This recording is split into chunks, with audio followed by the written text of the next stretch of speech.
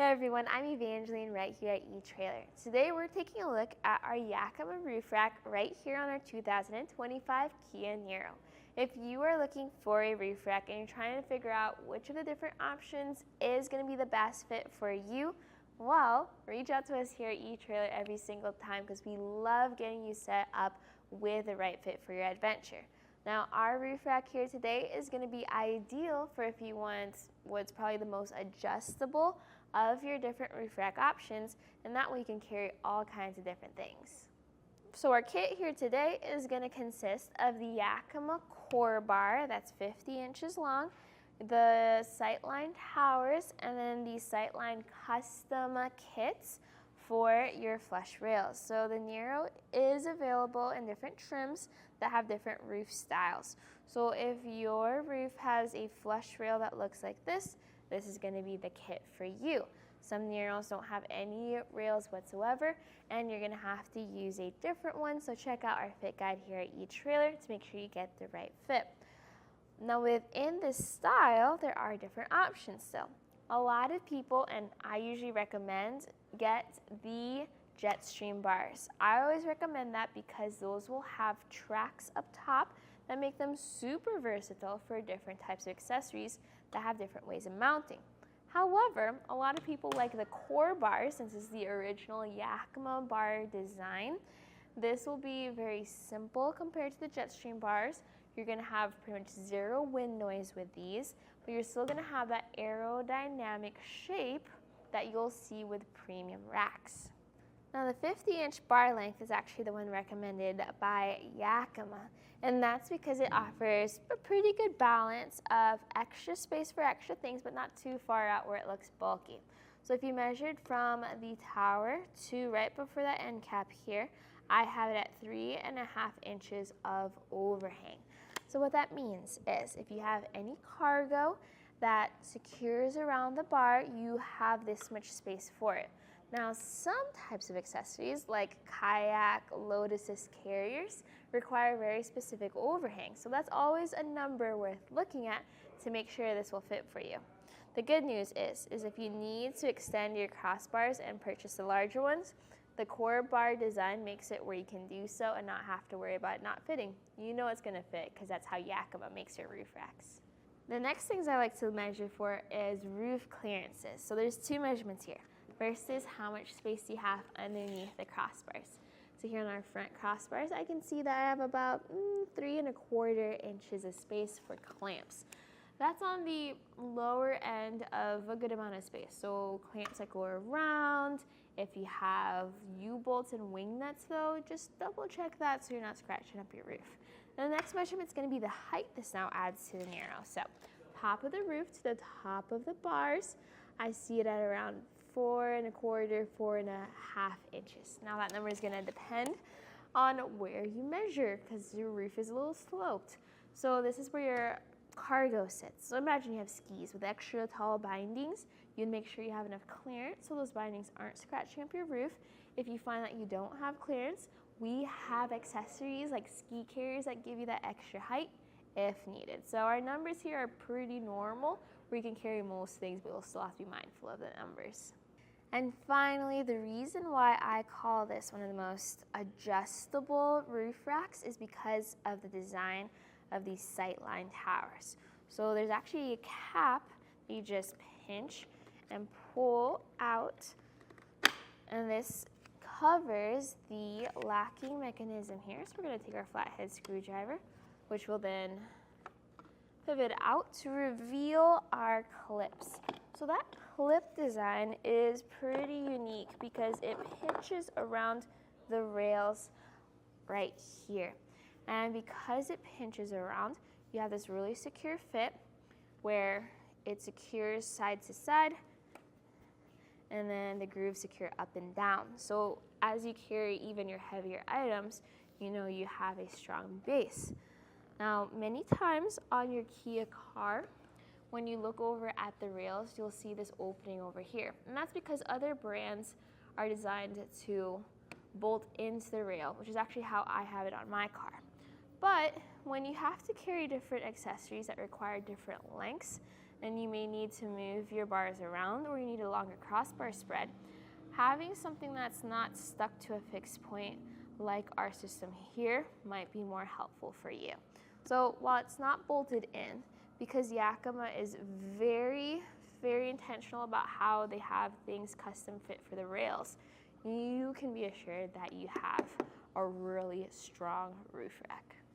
Getting your roof rack installed might seem a little confusing at first because there's different clips and different parts and numbers that you have to look at.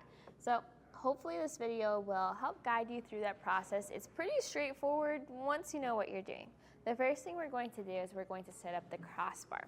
Since we have the CoreBar, we don't have to take off any strips or rubber pieces. If you have the Jetstream bar, there's a little bit more setup there. So for the CoreBar, we need to set up the collars at the end. That will involve taking off an end cap and then sliding the collars through. Now I just like to slide both collars through at the same time. And this is a really good time to just get yourself oriented. See how it's taller at one end and it tapers at the other? The taller part is going to be your front, and the tapered end is going to be the back of the crossbar. Now with those in place, I'm just going to go ahead and pop that end cap right back on. And then you set up the towers, and we're going to use this plate that was included with our CoreBars. So this just fits into the top of our tower. Make sure it goes all the way through, and then you'll see how this can be adjusted. Now continuing on with setting up our tower, we're going to loosen some bolts here. So there's this middle bolt which will tighten down our clamps, and then there's this security bolt over here. When you loosen that security bolt and you flip the tower over, you'll be able to find this other bolt visible. So we're going to make sure that's open and visible.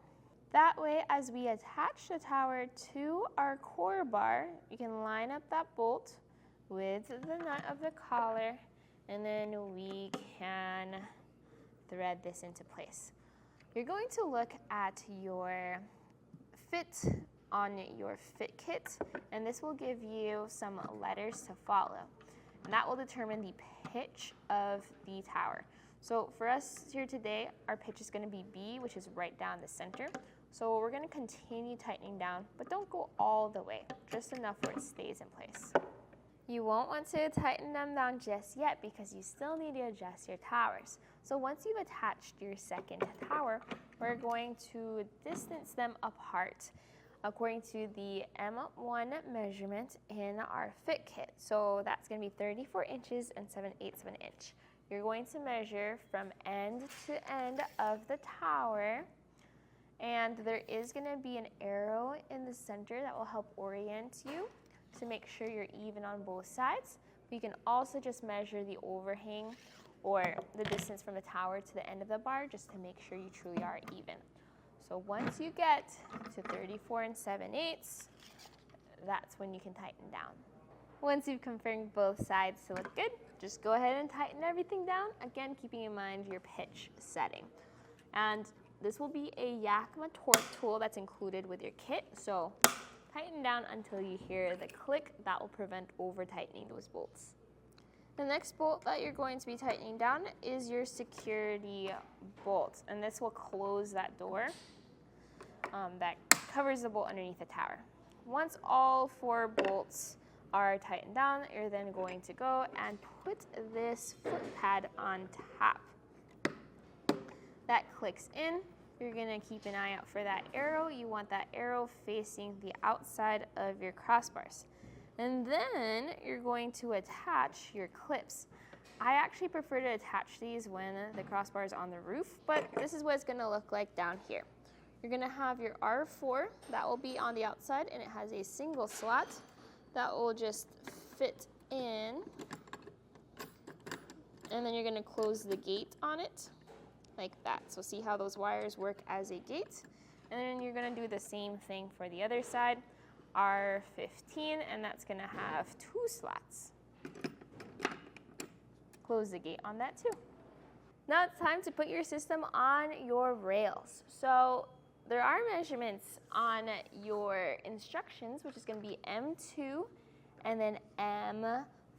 So M2 is the distance from your windshield to a spot on your roof. M4 is going to be the distance from your front crossbar to your rear bar. What I personally like to do is that on Kia cars, especially ones with flush rails, you'll tend to have a spot there where the Kia brand has designed to put a roof rack.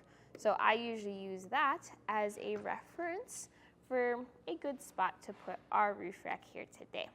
So once you put the rack on there, you're just gonna line it up where you can see that these clamps fit over the ledge of your flush rail. And then you're going to tighten your towers down on both sides. What I like to do is I like to go until the clamps make contact with the rail, and then I go to the other side and tighten that one down and do the same. Then I go back to the first side and continue tightening it down. That way we're not pulling the whole system one way to the other, and we're pretty evenly distributed. To finish this all out, we're gonna make sure that all 4 towers are tightened down to torque, and then we're going to secure them with this locking cap. So this cap kind of pivots in from the side. You're going to use a flathead screwdriver to turn that lock so it's in the up and down position, and then you're going to put the other end cap up, and this just pops into place.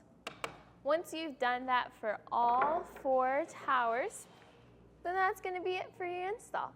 That security cap sometimes could be switched out with a metal lock core if you choose. Since they are covered with that other end cap, I don't think it's as necessary unless you have other Yakima accessories and you want to make sure everything is absolutely secured and locked.